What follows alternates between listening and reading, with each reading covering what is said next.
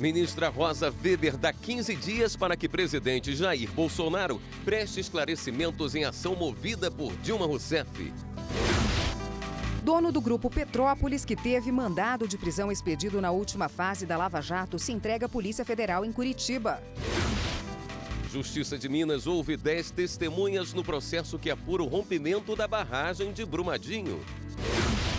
Audiência pública no Supremo discute repasses da Lei Candir, que isenta exportações de produtos primários e semi-elaborados do pagamento de ICMS. Todos os atores do Pacto Federativo são chamados para tentarem solucionar este impasse que atravessa mais de uma década sem solução. Você sabe o que é igualdade ambiental? Basicamente, o direito é de todo mundo e não é a qualquer meio ambiente, é um meio ambiente ecologicamente equilibrado.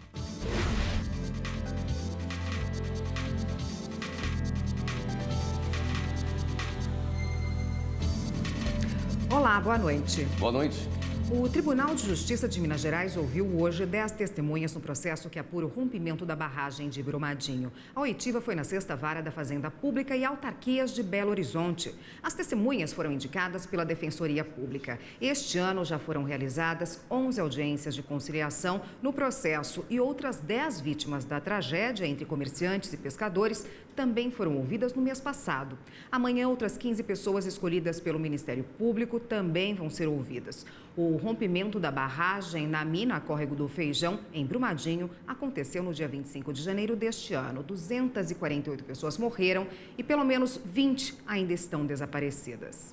E o Tribunal de Justiça de Minas Gerais manteve a sentença de primeira instância que condenou o prefeito de Brumadinho, Avimar de Melo Barcelos, a uma multa no valor de 3 vezes o salário recebido por ele no último mês, referente ao primeiro mandato em 2012. Ele foi condenado por causa da aplicação indevida dos royalties recebidos pelo município em relação à exploração de minério. Segundo o Ministério Público, os recursos que deveriam ser reinvestidos na recuperação do meio ambiente e no aprimoramento da infraestrutura do município foi usado na folha de pagamento e aluguéis. Para a desembargadora relatora do caso, o prefeito agiu de forma indevida, aplicando os recursos de forma não permitida por lei.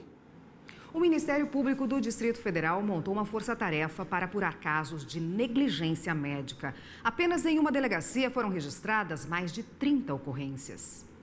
O bebê da foto é o Arthur. Logo após o nascimento, ele teve vários problemas de saúde. Ficou 20 dias na UTI, mas não resistiu e morreu.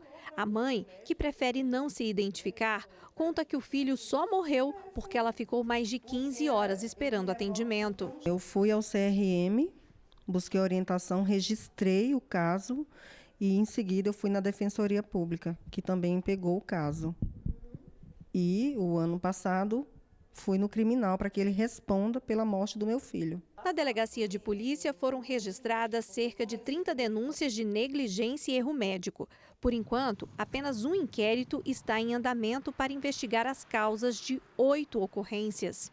Diante do número de denúncias, o Ministério Público do Distrito Federal montou uma força-tarefa para acompanhar as investigações. Os trabalhos devem ser concluídos até novembro.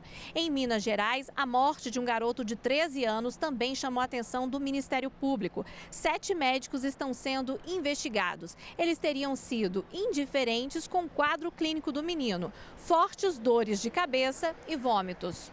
Casos de negligência, imprudência e imperícia são julgados com base no artigo 18 do Código Penal. A pena pode chegar a 3 anos de prisão, mais multa. O hospital é responsabilizado e depois ele pode entrar com uma ação regressiva contra o médico no caso da responsabilização civil. Porque tem a responsabilização civil e a responsabilização penal.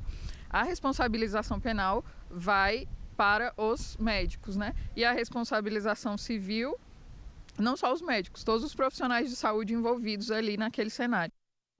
A ministra Rosa Weber, do Supremo Tribunal Federal, deu 15 dias para o presidente Jair Bolsonaro explicar declarações dadas durante um evento em maio nos Estados Unidos. A ministra é relatora de uma ação da defesa da ex-presidente Dilma Rousseff, que acionou o STF com uma interpelação judicial questionando uma fala de Bolsonaro em um discurso em Dallas. O presidente teria dito que quem até há pouco tempo ocupava o governo teve em sua história suas mãos manchadas de sangue na luta armada, matando inclusive um capitão. E ele se referia ao capitão norte-americano Charlie Chander, morto a tiros em São Paulo em 1968, no período da ditadura militar. O presidente não é obrigado a dar os esclarecimentos. Superior Tribunal de Justiça nega substituir prisão preventiva por domiciliar para a mãe de menor de 12 anos. A liminar não foi aceita em razão da violência dos crimes praticados. A mulher impetrou o habeas corpus com pedido de liminar no STJ depois que o Tribunal de Justiça de Santa Catarina negou a substituição da prisão preventiva pela domiciliar. Ao avaliar o pedido, o presidente do Superior Tribunal de Justiça, ministro João Otávio de Noronha, explicou que essa substituição está prevista tanto no artigo 318 do Código de Processo Penal, quanto em uma decisão do Supremo Tribunal Federal decorrente do julgamento de um habeas corpus coletivo. Mas o ministro observou que, em casos de destacada violência, há divergências na jurisprudência e que, segundo alguns julgados do STJ, o pedido pode ser negado em situações excepcionais. De acordo com a denúncia do Ministério Público de Santa Catarina, a mulher tentou matar o ex-companheiro 2 vezes por não se conformar com o término do relacionamento. A primeira tentativa foi a facadas, quando ele visitava a enteada na residência da denunciada. A segunda foi 1 semana depois. Ao ver o rapaz com outra mulher em uma casa noturna, ela o surpreendeu pelas costas com uma garrafa de vidro quebrada. Ferido no braço, o rapaz foi socorrido em um hospital acompanhado pela mulher com quem conversava anteriormente. Ainda segundo o Ministério Público, a denunciada foi até o hospital e matou a mulher a facadas na sala de espera. Por ser mãe de uma criança de 4 anos, ela pede no habeas corpus impetrado no STJ a substituição da prisão preventiva pela domiciliar. Embora a liminar tenha sido negada, o mérito do habeas corpus ainda será julgado pela 6ª turma. E a seguir, repasses da Lei Candir são tema de audiência pública no Supremo. Segundo o cálculo dos governadores, a União deve aos estados cerca de 600 bilhões de reais.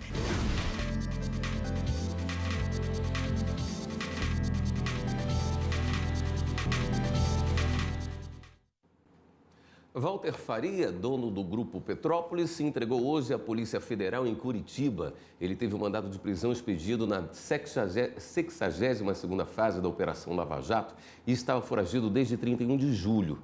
Batizada de Rock City, essa fase da operação apura o pagamento de propinas disfarçadas de doações eleitorais e operações de lavagem de dinheiro feitas pelo Grupo Petrópolis. De acordo com as investigações, o Grupo Petrópolis teria auxiliado a Odebrecht a pagar propina por meio da troca de reais no Brasil por dólares em contas no exterior. Além de Walter, outros 4 estão presos. Superior Tribunal de Justiça decide que companheira tem os mesmos direitos que os demais herdeiros descendentes numa partilha dos bens particulares do falecido.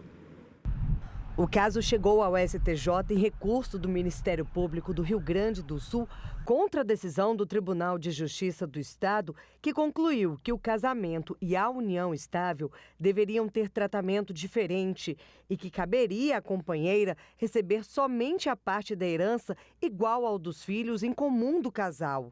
Nesse processo analisado pelos ministros da Corte, a mulher viveu em união estável com o falecido de 1977 até o dia em que ele morreu, no ano de 2012. Durante o relacionamento, os dois tiveram um filho. Além desse filho, o homem já tinha outros 6. A ex-esposa queria dividir os bens de forma igual com todos os herdeiros. O relator do caso no STJ, ministro Paulo de Tarso Sanseverino, concordou parcialmente com o pedido da mulher e reconheceu que a companheira tem os mesmos direitos dos demais herdeiros apenas sobre os bens particulares e não sobre a totalidade dos bens do falecido, recebendo cada um, filhos e companheira, a mesma fatia.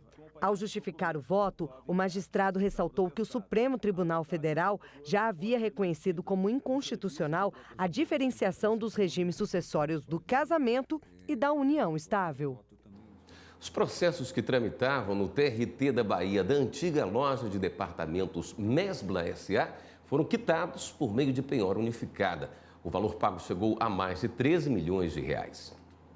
Chegou ao fim na Justiça do Trabalho baiana o impasse que envolvia processos da antiga loja de departamentos Mesbla. A empresa surgiu no Rio de Janeiro em 1912 como uma filial de uma companhia francesa. Nos anos 80, chegou a ter 180 pontos de venda no país, o que gerou 25 mil empregos. A falência foi decretada em 1999, o que ocasionou dívidas trabalhistas, inclusive aqui na Bahia. O imóvel da Mesbla já foi vendido para a quitação dessas dívidas. Foram quitados os processos de 110 reclamantes ajuizados entre os anos de 1985 e 2001. Todos eles incluídos no procedimento de penhora unificada, instaurado pela Central de Execução do TRT5. O valor pago foi de mais de 13 milhões de reais. A obesidade é uma doença que preocupa autoridades de todo o mundo. Aqui no Brasil, mais da metade da população tem excesso de peso. Esse acúmulo de gordura no organismo pode trazer outros problemas de saúde. A cirurgia bariátrica é uma opção de tratamento, mas para isso é preciso cumprir alguns requisitos.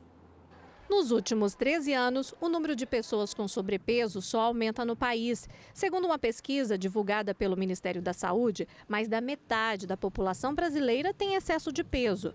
Mas será que está relacionado apenas com a alimentação? Em casa eu procuro sempre fazer uma alimentação mais saudável, coisas mais saudáveis, frutas, né? A alimentação influencia sim.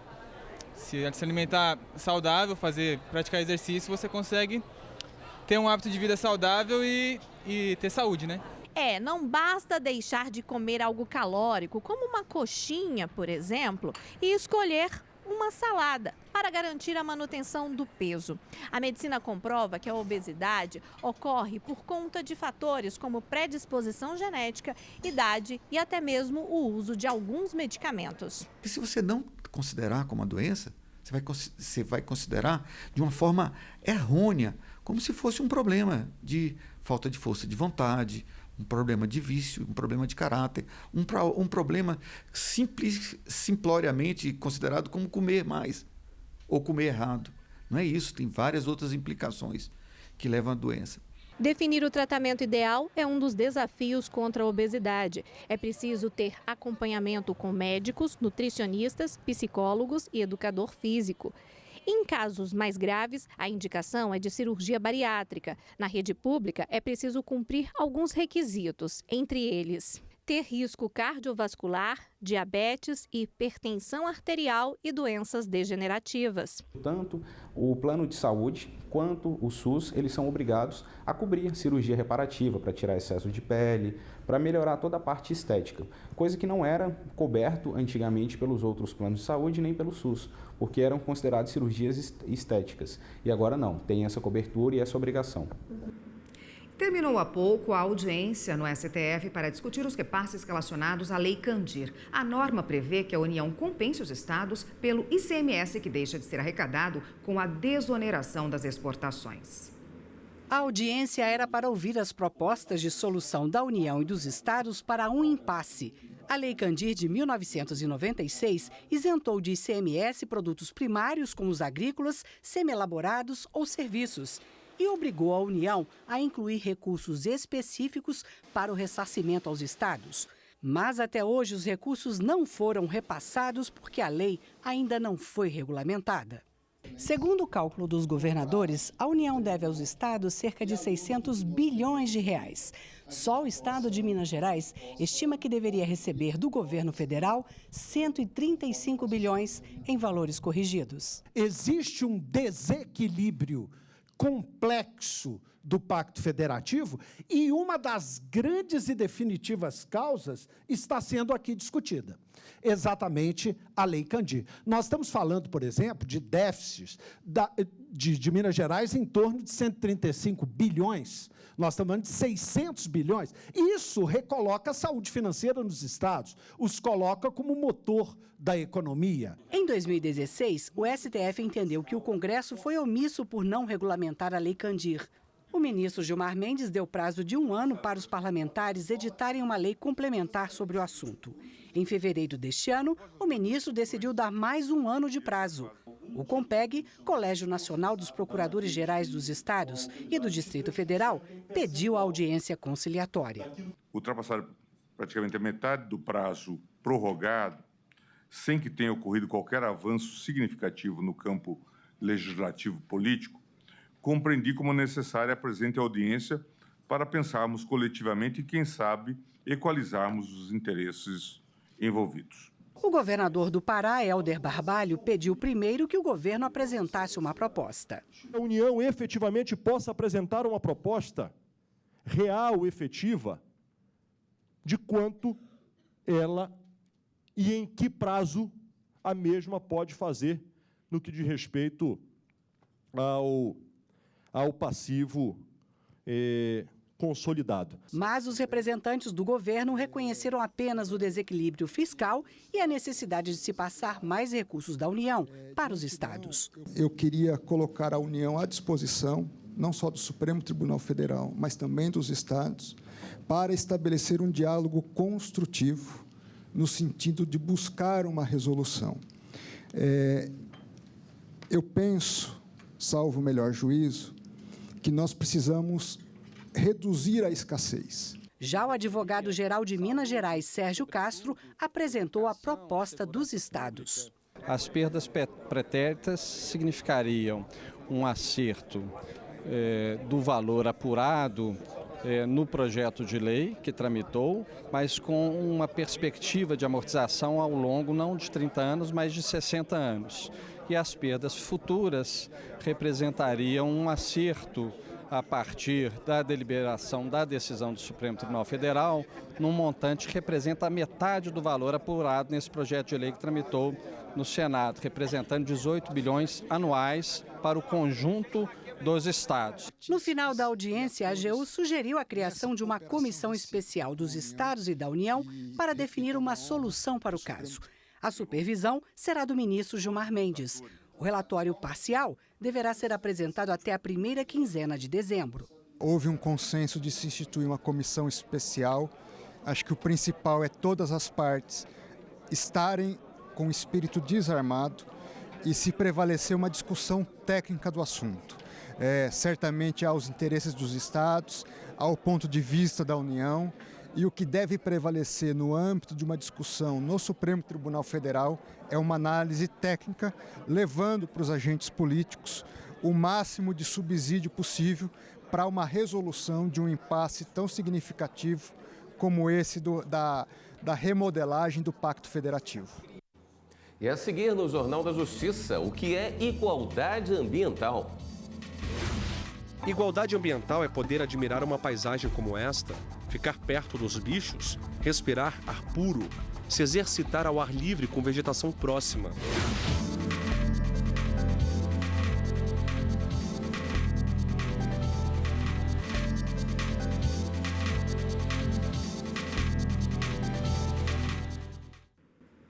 Prestações de contas referentes às eleições de 2014 estão previstas para a sessão desta terça-feira no Tribunal Superior Eleitoral. O TSE tem até 5 anos a partir da data de entrega dos relatórios para analisar os documentos. Os ministros devem julgar um recurso de Alexander Silva Salvador de Oliveira e Volney Pinto de Oliveira, eleitos prefeito e vice da cidade de Itabirito, em Minas Gerais, nas eleições de 2016. Eles foram condenados por abuso de poder econômico e captação ilícita de recursos financeiros durante a campanha. Eles teriam recebido dinheiro de pessoas jurídicas durante a campanha por meio de um esquema de doações de funcionários e sócios das companhias. O plenário também deve analisar um recurso de Ayrton Bertoldo Feller, eleito prefeito do município gaúcho de Parobé em 2016. Ele foi considerado inelegível pelo Tribunal Regional Eleitoral do Estado porque teve as contas rejeitadas quando foi ordenador de despesas da Companhia Rio Grandense de Artes Gráficas. Estão previstas ainda as análises das prestações de contas referentes às eleições de 2014 do Partido Republicano Brasileiro e do Partido Socialista Brasileiro, além da campanha de José Maria de Almeida à presidência da República. O relatório do candidato Eduardo Campos, que faleceu durante a campanha de 2014, também deve ser analisado. Já ouviu falar de igualdade ambiental? As opiniões podem variar um pouco, mas igualdade ambiental é permitir que todos possam ter um bom convívio com a natureza, sem privilégios. independentemente da cor de pele, classe social, status ou religião. A relação com a natureza é baseada em direitos e deveres. Igualdade ambiental é poder admirar uma paisagem como esta, ficar perto dos bichos, respirar ar puro, se exercitar ao ar livre com vegetação próxima, ou simplesmente jogar conversa fora. É poder colher fruta do pé, pegar uma flor, tocar violão com verde de cenário, atualizar a leitura ou deitar na grama e esperar o dia passar. Mas nem todos têm esse mesmo direito. Ao mesmo tempo em que as pessoas aproveitam parques urbanos para desestressar, tem gente que sofre com a falta de área verde por perto. Quer um exemplo? Quem nunca viu lixo jogado em áreas verdes? É sempre assim, começa devagarinho. Vai um morador e joga. O vizinho se acha no mesmo direito, aí quando se dá conta, virou um lixão a céu aberto. É o que mais tem, principalmente onde coletam o lixo, que não coletam na frente de casa, coletam na rua. E o povo joga para tudo quanto é lado. O descaso com o meio ambiente é mais comum em comunidades periféricas, onde muitas vezes o Estado não se faz presente. Esta bióloga explica que a igualdade ambiental deriva da igualdade social. Acho que o exemplo mais clássico disso é o exemplo urbano, né? Se você tem uma população que está do lado de um lixão, ela é muito mais impactada do que uma população ou um bairro que está longe do lixo. Então, o dano ambiental ele é distribuído de uma forma diferente no mundo e no espaço. Então, isso é uma injustiça ambiental. A busca por um ambiente mais justo e equilibrado a todos norteia movimentos que denunciam a contaminação que o homem gera no planeta. Além de bióloga, Nurit é ativista e membro do Instituto Socioambiental, uma organização não governamental que busca a defesa dos bens e dos direitos sociais. Segundo ela, a igualdade ambiental deve encabeçar a lista de nossas responsabilidades com os recursos naturais. Por exemplo, quando a gente chega e diz assim, são os povos da floresta que mantêm o clima, que mantêm a natureza, que mantêm a biodiversidade, no fundo a gente está atribuindo a eles uma responsabilidade maior do que a responsabilidade que a gente tem se a gente não faz nada para isso. Então, na verdade, a justiça ambiental ela tem esse lado do dano distribuído de uma forma desigual, mas tem esse lado também da responsabilidade distribuída de uma forma também desigual. Basicamente, o direito é de todo mundo e não é a qualquer meio ambiente, é um meio ambiente ecologicamente equilibrado. Então, ele é bem de uso comum do povo, ou seja, todos têm que ser escutados na gestão desse bem.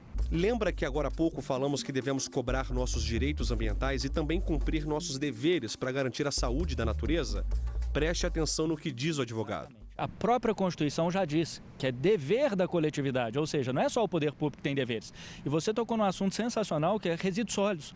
Então a gente tem na lei, na Política Nacional de Resíduos Sólidos, por exemplo, a chamada responsabilidade compartilhada pelo gerenciamento de resíduos.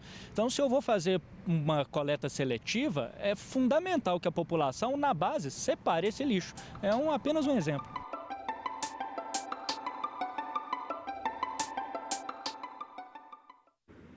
E agora vamos dar um giro na rede para saber das últimas notícias.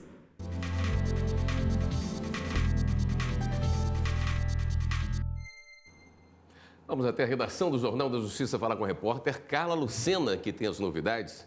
Oi, Carla, boa noite. Oi, William, boa noite para você, boa noite a todos que nos acompanham no Jornal da Justiça. Vamos então ao giro de hoje. Olha só, o ministro do Supremo Tribunal Federal, Alexandre de Moraes, anulou uma condenação de um réu baseada apenas em reconhecimento fotográfico na fase de inquérito policial e que não foi confirmado pelas testemunhas perante o juiz. O homem foi denunciado por supostamente ter praticado roubo e associação criminosa. Ele chegou a ser absolvido em primeira instância, mas o Tribunal de Justiça de São Paulo condenou o acusado a 7 anos de prisão por roubo. O ministro Alexandre determinou ainda que o homem seja solto e estendeu a decisão aos demais acusados na ação penal. O Tribunal Regional Federal da Terceira Região determinou que a União implemente em até 120 dias as adequações necessárias para que a sede da Justiça Federal em Marília, São Paulo, tenha condições de acessibilidade. A decisão, a pedido do Ministério Público Federal, confirmou o prazo estabelecido em sentença de 2011 E para o TRF3, a falta de acessibilidade configura omissão do Estado. E olha só, amanhã voltam as sessões de julgamentos das turmas do Supremo. Na primeira turma está previsto o julgamento de vários habeas corpus e ainda a possível retomada de uma petição de queixa-crime apresentada pelos artistas Wagner Moura, Glória Pires, Letícia Sabatella, Orlando de Moraes Filho e Sônia Braga contra o ex-deputado federal Vladimir Costa. Eles acusam o parlamentar dos crimes de difamação e injúria. Já na segunda turma, existe a possibilidade de julgar um inquérito que investiga o ministro do Tribunal de Contas da União, Haroldo Cedras, e o filho dele, o advogado Tiago Cedras. Eles são acusados de receber mais de 2 milhões de reais da empreiteira UTC, investigada na Lava Jato, para influenciar o julgamento de processos relativos à usina nuclear Angra 3. E o giro de hoje fica por aqui. Se você aí de casa quer rever alguma das nossas reportagens, você já sabe, segue a gente no nosso canal no YouTube, é TV Justiça Oficial. Eu fico por aqui, vai com vocês, William, Érica. Obrigado, Carla. O Jornal da Justiça, segunda edição, fica por aqui. Uma boa noite para você. Fique agora com o programa Reflexões. Uma boa noite, a gente se vê amanhã. Até lá.